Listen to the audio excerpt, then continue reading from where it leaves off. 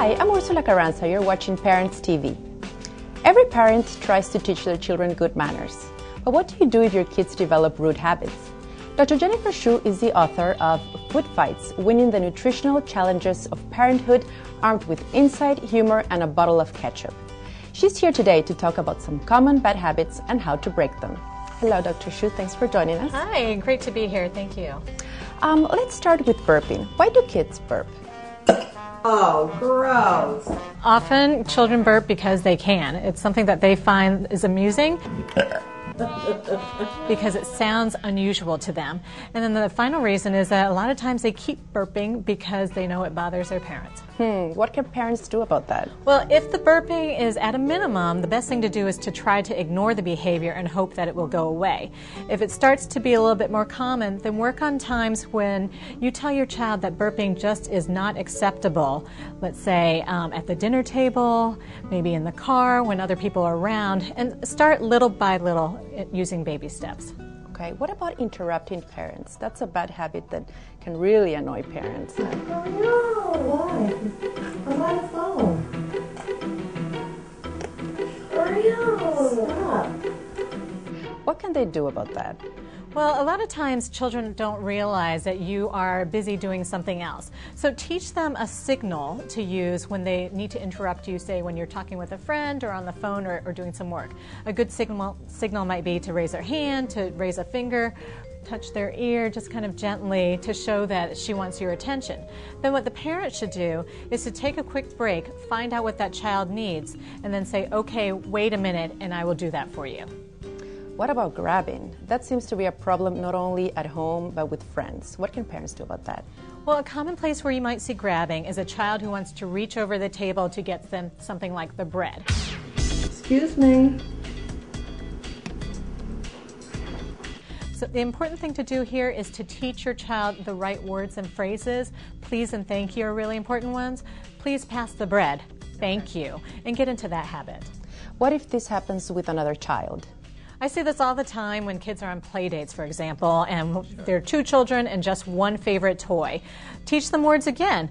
Please, may I have a turn with this toy? And if that doesn't work, you might need to break out the timer and say, 1 minute for this child to play with it, and then after the minute, it's another minute for the other child's turn. Okay. Let's talk about a big one now, impatience. How can we teach our children the virtue of patience? Well, children have a hard time with patience because they just don't have a good sense of time to begin with. Even a few seconds can feel like forever. Come on, bother me. If your child asks you for something, let's say she wants a drink of water, say yes, but before rushing to get it for her, wait a few seconds before you pour that water. And then as she seems to be more and more patient, stretch it out a little bit within reason, maybe a minute or two before you respond to her needs. And then that way she'll see that you're going to do it for her and she doesn't have to lose her temper. Exactly. Doctor, you also in your book have some principles to teach children good manners. What are those? Well, I like to call them the 3 P's and the 2 R's. Plan, practice, and praise. Remind and remember. Plan means make a plan about the behavior you want to change. If you want to teach your child to chew with his mouth closed, for example, say, from now on we're going to work on this at dinner. Then you practice it at dinner time, at home, and when you go out to eat, see if that behavior is still if he's still doing a good job with that behavior. Praise your child for good efforts. Very important. Exactly. You need to remind your child about the behavior you're looking for because children have really short memories. You may have to say every day, chew with your mouth closed, otherwise they'll forget. And then remember that children have different levels of ability and development. So what you're going to see from a 9-month-old is going to be different from what you would expect from a 9-year-old. So would you say that this plan works when you're trying to teach your children any kind of good behavior? Absolutely. Whether it's being polite to others or even potty training, the system can work for all of those. And finally, how important is it for parents to practice what they're teaching their children?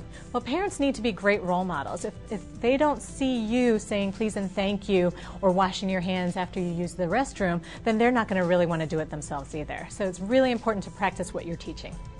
Thank you so much, Dr. Shu, for such great information. Dr. Shu's book, Food Fights, is in bookstores now. Thanks for watching Parents TV, your source for the best information for your growing family. Hi, I'm Julie Auclair. I hope you enjoyed this segment on Parents TV. We have so much more available now that you're going to love. And keep coming back. There are new topics added often with information that will help you through parenthood. Coming soon, we'll feature your children and answer your questions about parenting. If you want to be part of Parents TV, send your questions, comments, or videos to Parents TV, 375 Lexington Avenue, LX 726, New York, New York 10017. Make sure you include your name and contact information, and remember, if you send pictures or videos, we cannot return them. We're looking forward to hearing from you and giving you a voice on Parents TV, your source for the best information for your growing family. Thank you for watching Parents TV. Our families, our lives.